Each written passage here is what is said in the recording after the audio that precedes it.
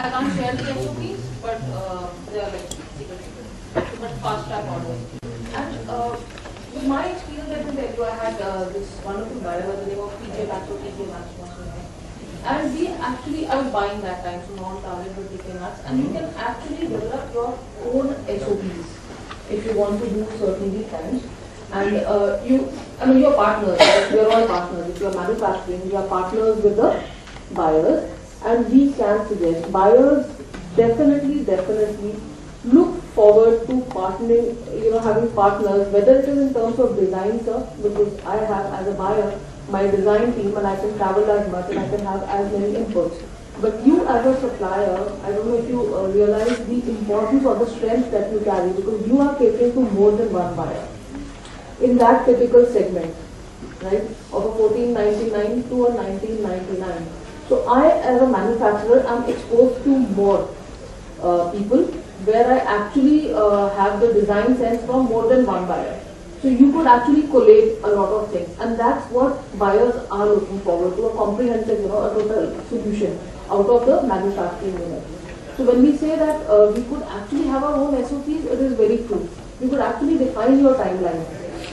And saying first time fit approval, forgive me Dennis, but there are a few of past now. It has to happen. I mean, it was talked about in the earlier session today, because I also just mentioned your sampling costs are twice the money. I hope you would agree.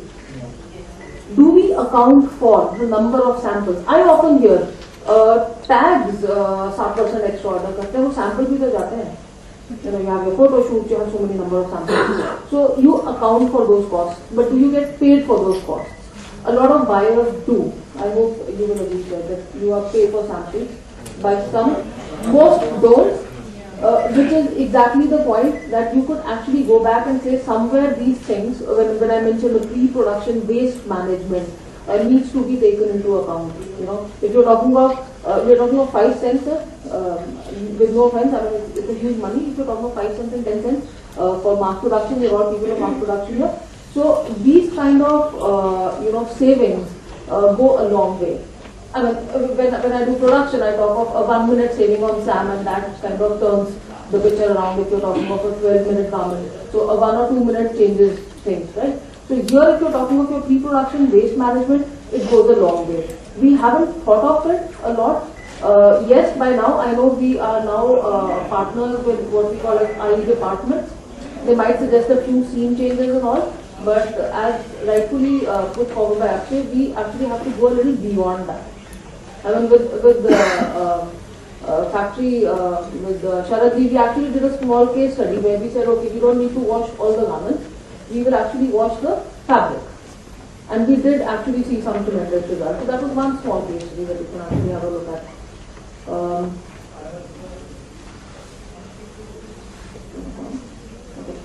So again, talking about fast fashion, people now are actually dwelling on the concept of here today, gone tomorrow. I was reading this very interesting article, I think it was on Facebook or something, which said actually if you think that fast fashion, technically like a Zara or H&M, is cheaper, how many of you have been shopping at Zara and H&M?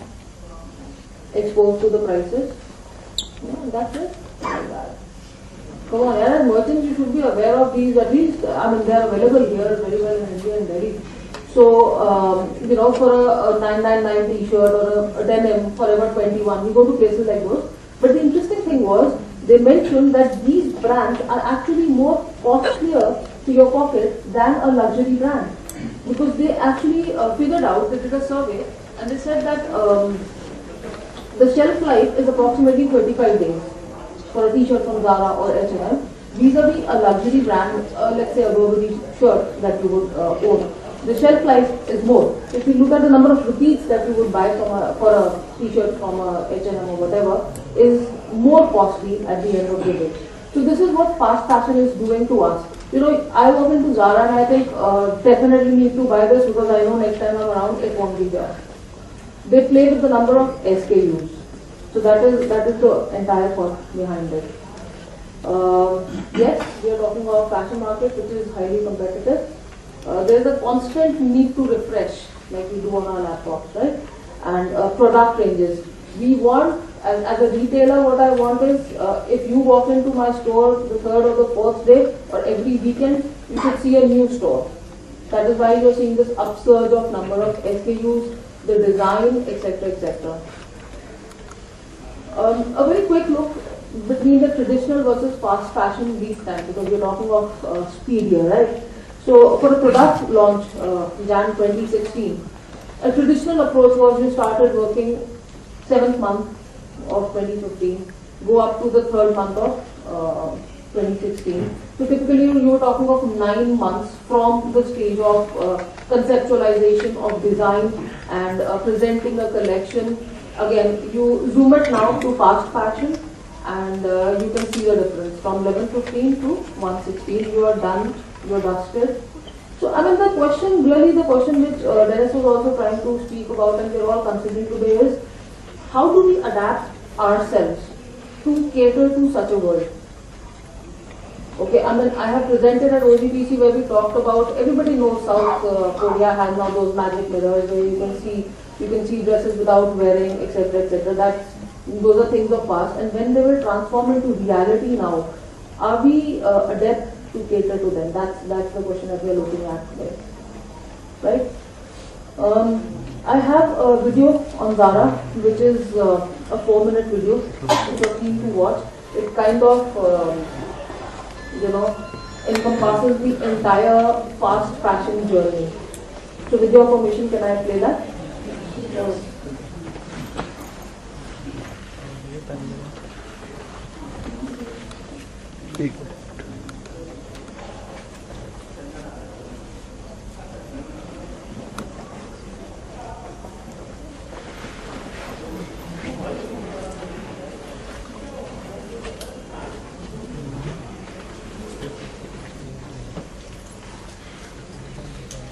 I asked for your permission, right? Okay, we'll come back to it. Let me move on. Okay. I'll come back to it. Speed was the second thing we're talking about. Speed in fashion. Very interesting. Okay, I would want you to read this twice over, please, for me. 2 aspects to speed, which is rate at which companies develop new products, right? Which actually benefits faster innovation. We've been talking of innovation. This is in terms of design and product development, not in terms of IE or team management. And lower development costs. Again, I have been talking about it. Have we actually thought of, has anybody, please, I would really like a show of hands here, has anybody thought of reducing sampling costs? Shah sir, Akshay sir, reducing sampling costs? Reducing every cost. Thank you. But any specific work in sampling costs in that case? The productivity of sampling is very low. I think hit rate is what we are saying. I mean, I don't know if people measure that, but I started measuring that. We were doing this project with Tony, and we said, okay, like you said, your ratio of 80-20, then 70-30.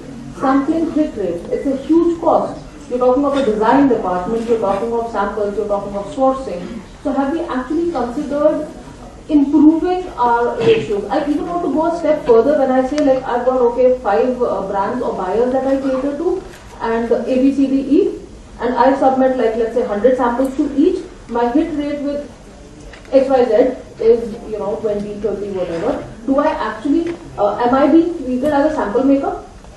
Or there is something basically wrong with my design sense? So we are talking about innovations, we are talking about speed, we are saying rate at which companies develop new products. We are talking about everybody now wanting to follow Zara, with the reduction in lead times. So we really need to look at this. And the second is rate at which they deliver those products and services to the market. Well, this is to the market, that speed is to the market. Of course, it increases a larger market share. It has a greater forecasting accuracy. You're talking of, let's say, 5 brands on the high street. You're talking of shops next to each other. You walk into a mall in Sambej or in Gurgaon, and you wanting a nice white shirt, a Sambej shirt, a pinstripe shirt, whatever. And which brand do you want to? What is the cost effectiveness? So you're talking of competition from there. like you were rightfully mentioning, if products get delayed, the buyer merchants want their per square feet profit. Are you with me? What does per square feet profit mean? They have to generate that bit of profit. As a buyer merchant, I am allocated, if this is my store probably, I am allocated a specific area in that store to cater to.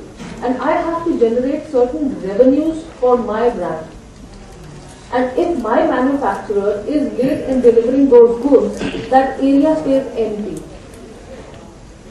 Okay, so this is what I'm looking at from the buyer's perspective. That is why we are asked to give discounts or air the goods basically. Because that is a lost opportunity. It's an opportunity cost which got lost. So this is what we are saying when we say speed in fashion. We are saying that if companies develop new products, tremendous, by now tremendous. You've got all your software, your 3D software, your shaper, everything, and the rate at which they deliver those products and services to the market. Again, a little different version of saying what was classic, what was fad. We are talking of fast fashion now. We will always have our evergreen products, right? The blacks and the whites and the boot cuts. And then there are products which are traffic generators, which are more like a fast fashion thing now.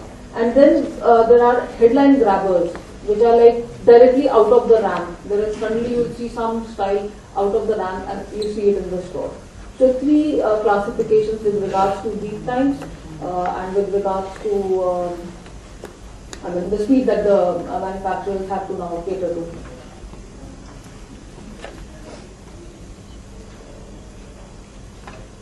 Again, just trying to understand what Inditex is the mother for Zara. So saying what we usually consider as fast fashion is not that fast. It also has to be accurate. You have to have the strike rate with the customers also, because your shelf life is so limited. You cannot afford to keep them. Like a Kanjivaram sari, that okay, वो अभी नहीं कि 6 महीने बाद बिक जाएगी, style भी नहीं change होगा, trend भी नहीं change होगा. This has to go. This has to fly out of the window. So it has to be accurate. And shrinking the time that it takes from design to sale of the clothes, that is, it's the most complicated but critical part of your business.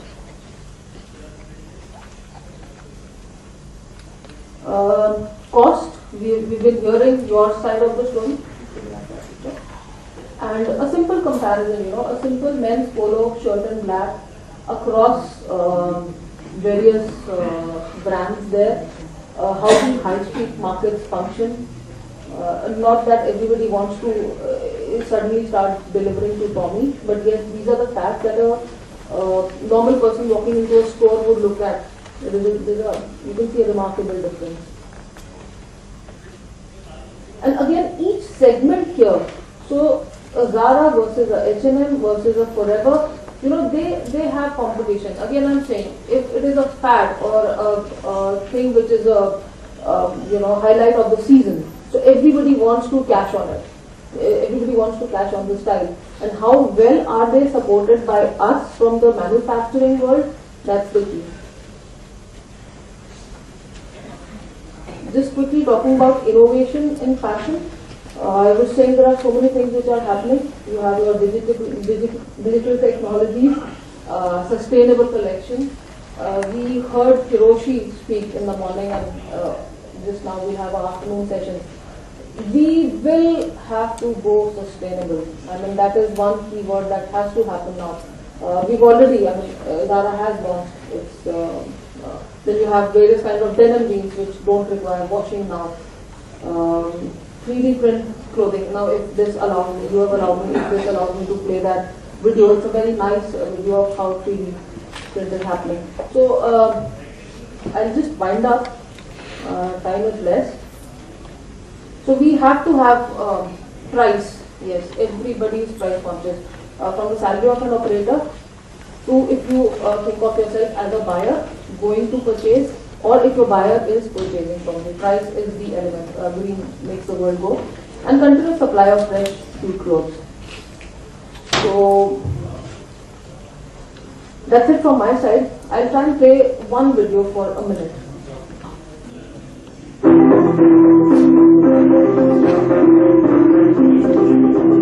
My name is Denise Perez. I just graduated from Chicago College of Design. I wanted to create a ready-to-wear collection printed entirely from user printers that anyone can get. I've spent the past years searching for the best solution. I worked with leading experts in the field.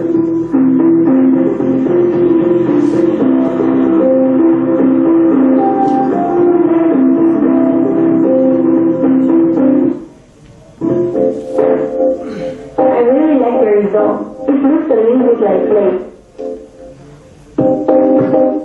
And hangs beautifully.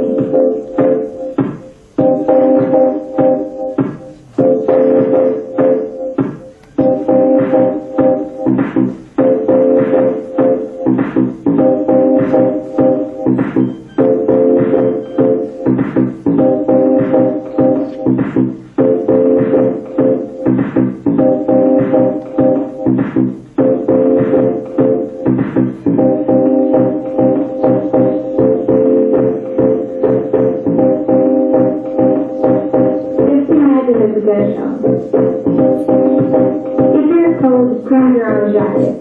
Traveling with no luggage, just snap your clothes out of several.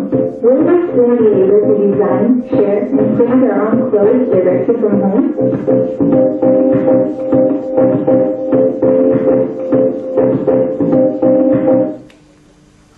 So thank you. That hotel bit I really like it for people who travel. So you just kind of go. This is a reality. They have started now working on digital printed fabrics also, and you will find 10,000 videos on YouTube by now. So although I put together a couple of more videos, but due to shortage of time, so this is the future. We're looking at these times. I don't know what we are going to do. So, thank you very much for your attention. Thank you, ma'am.